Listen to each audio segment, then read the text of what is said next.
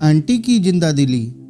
बिलासपुर के साईं धाम सोसाइटी में एक दूसरे के घर आपस में कुछ इस तरह से जुड़े हुए हैं कि यदि किसी एक के घर में सब्जी की बघार होती है तो उस घर के अगल बगल दोनों ही घरों में छन की आवाज सुनाई देती है। किचन में अदरक कूटने पर ऐसा लगता है मानो अपने ही घर के खलबट्टे का इस्तेमाल हो रहा है। ऐसी स्थिति में बगल वाली गिन्नी आंटी रोज सुबह 6 बजे आकाशवाणी के बिलासपुर केंद्र 103.2 मेगाहर्ट्ज पर रेडियो में जो कार्यक्रम आता है उसे फुल साउंड में चला देती हैं, जिसमें रोज सुबह आराधना की शुरुआत देश वंदना से होते हुए भजन और फिर मानस गान पर आकर समाप्त होता है। किंतु गिन्नी आंटी का रेडियो यहाँ पर बंद नहीं होता है। उसके बाद रेडियो पर फिल्म संगीत का जो कार्यक्रम चलता है वह 8 बजे समाप्त होता है। तब कहीं जाकर आंटी का रेडियो बंद होता है और तब तक मेरी नींद पूरी तरह से उड़ चुकी होती है। इस कॉलोनी में आए हमें 1 महीना हो गया है, लेकिन इस 1 महीने में एक भी दिन चैन से सुबह देर तक सो नहीं पाई हूँ। इस बारे में जब मैं अपने पति नहार से कुछ कहती हूँ तो वह केवल मुस्कुरा देते हैं पर कहते कुछ नहीं। और जब कभी रविवार या छुट्टी के दिन इस बात पर मैं गिन्नी आंटी का गुस्सा नहर पर उतारती हूँ तो वह बस इतना ही कहते हैं, अरे यार निकिता, क्यों इतना गुस्सा करती हो? बेचारी आंटी बुजुर्ग है, बुढ़ापे में ठीक से नींद नहीं आती होगी, इसलिए जल्दी उठ जाती हैं।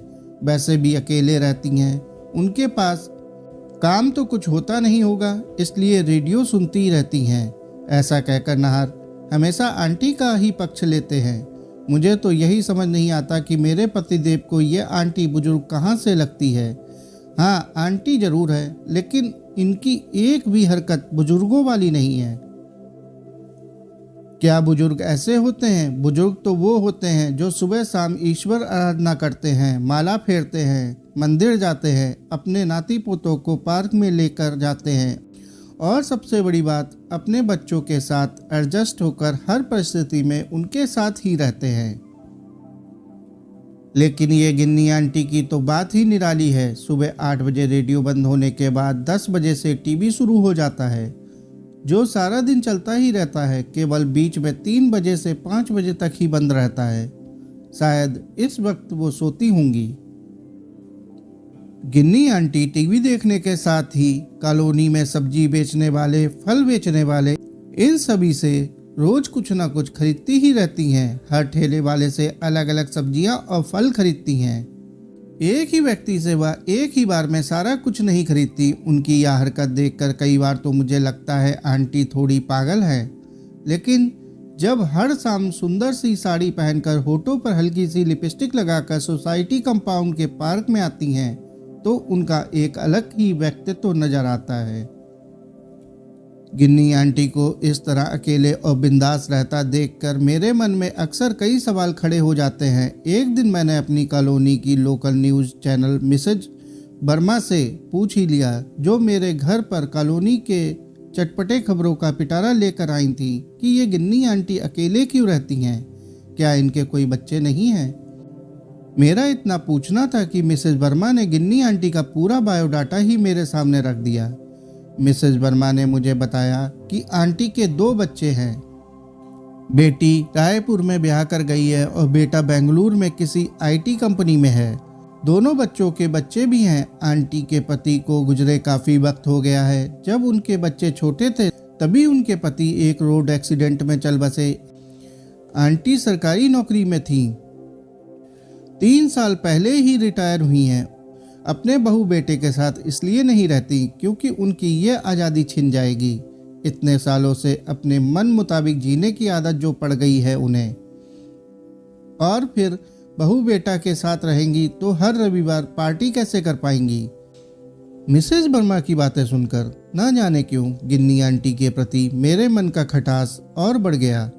वैसे तो मैं यह जानती थी कि हर रविवार आंटी के यहाँ पर पार्टी होती है, पर मिसेज वर्मा के जाने के बाद मैं मन ही मन सोचने लगी, गिन्नी आंटी कैसी औरत है जो अपनी खुशी और मौज मस्ती की खातिर अपने बच्चों से दूर रहती है।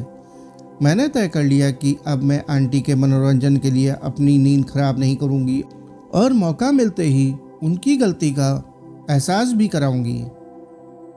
मेरे इस सोच के साथ एक सप्ताह बीत गया और रविवार का दिन आ गया। नाहर को किसी जरूरी काम से बाहर जाना पड़ा, सो घर पर मैं अकेली थी। शाम के करीब 6 बज रहे थे और अचानक मेरे सर में तेज दर्द होने लगा। मैं दवाई लेकर सोने का प्रयास कर रही थी कि म्यूजिक और शोर शराबे के साथ गिन्नी आंटी की पार्टी शुरू हो गई। मैं मौके के तलाश में तो थी ही और आज मुझे वो अवसर भी मिल गया। मैंने आओ देखा ना ताओ सीधे आंटी के घर पहुंच गई। दरवाजे के बाहर सारे चप्पल रखे थे, जिससे मैंने अंदाजा लगाया कि अंदर करीब 15-20 लोग तो होंगे ही, लेकिन मेरा शिकार तो गिन्नी आंटी थी।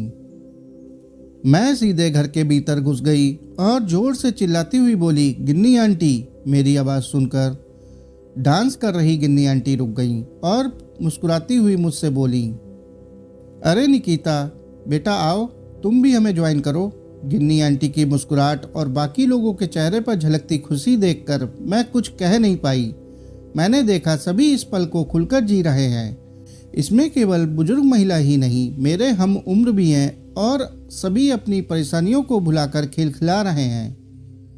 सभी अपने घरों से कुछ न कुछ पकवान बना कर लाए हैं और बड़े मज़े से मिल बांट कर खा रहे हैं। यहाँ आकर मैं अपना सिर दर्द भूल गई और किस लिए आई थी यह भी। सभी से मिलकर बहुत अच्छा लग रहा था और मुझे आज पहली बार इस बात का एहसास हुआ कि मैं गानों के शौकीन हूँ और गा भी अच्छा लेती हूँ। नाच गाने, खाने पीने और हंसी मजाक के बाद पार्टी समाप्त हो गई। सभी ने मिलकर घर को व्यवस्थित किया। नीचे बिछी दरी और कुछ सामान रह गए जिनके लिए गिन्नी आंटी ने कहा, अरे रहने दो, इन्हें मैं समेट दूंगी। फिर सब चले गए। मैं रुक गई और उनकी मदद करने लगी।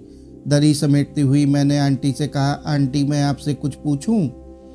एक पल के लिए आंटी मेरी ओर देखने लगी, फिर बोली, हाँ हाँ पूछो, क्या पूछना है? मैंने कहा, आंटी ये रोज सुबह 6 बजे आप रेडियो क्यों चला देती हैं, वो भी पूरे 2 घंटों के लिए, और सारा दिन टीवी क्यों चला रखती हैं? अलग अलग सब्जी और फल वालों से सब्जियां और फल क्यों खरीदती हैं? एक से ही सारा कुछ क्यों नहीं खरीदती? और 3 से 5 बजे तक आप क्या करती हैं?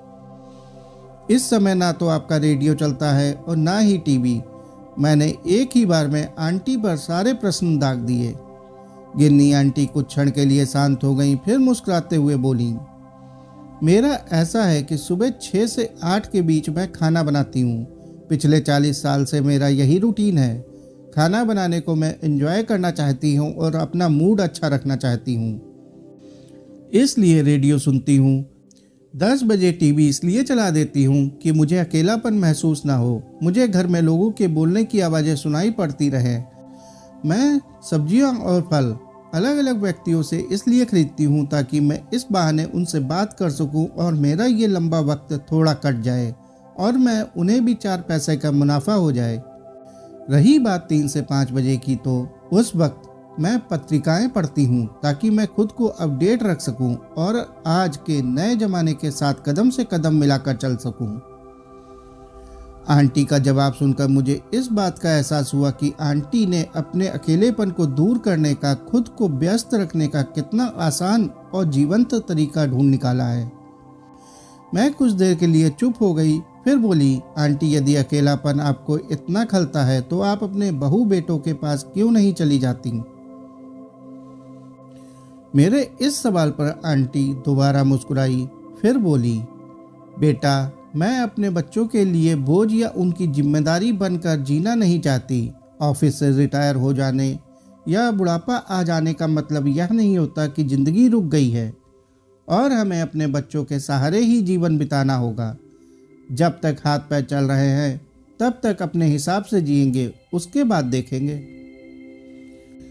आंटी की जिंदादिली और बातें सुनकर मेरे मन में जो उनके लिए कड़वाहट थी वह अब साफ हो गई और उनसे बातें करते हुए काफ़ी देर हो चुकी थी। सो मैं घर आ गई। सुबह 6 बजे गिन्नी आंटी के रेडियो पर बज रहे गाने के मधुर धुन पर मेरी नींद खुली और मैं भी गुनगुनाती हुई अपने लिए चाय बनाने लगी। साथियों, आपको यह कहानी कैसी लगी कमेंट करके जरूर बताएं। कहानी अच्छी लगी हो तो कहानी को लाइक और चैनल को सब्सक्राइब कर लें। धन्यवाद।